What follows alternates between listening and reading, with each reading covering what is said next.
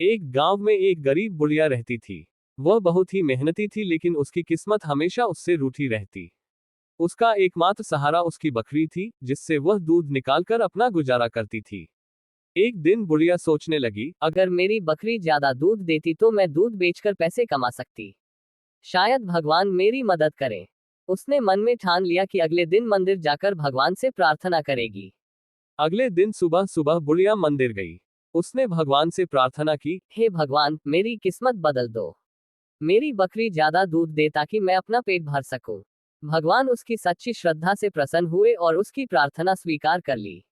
जब वह घर लौटी तो देखा कि उसकी बकरी अचानक अधिक दूध देने लगी। बुढ़िया ने दूध बाजार में बेचा और थोड़े पैसे कमाए। कुछ दिनों तक सब कुछ ठीक चलता रहा, लेकिन जल्द ही बुढ़िया के मन में लालच आ गया। उसने सोचा, अगर मेरी बकरी सोने के सिक्के देने लगे तो मेरी किस्मत पूरी तरह बदल जाएगी।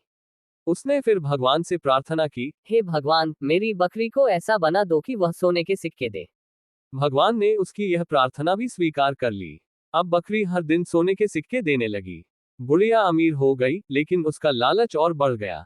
उसने सोचा, अगर मेरी बकरी रोज के बजाय हर घंटे सोने के सिक्के देने लगे तो मैं बहुत जल्दी सबसे अमीर बन जाऊंगी।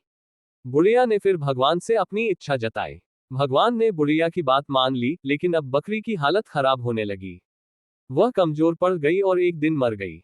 बुढ़िया के पास अब कुछ नहीं बचा।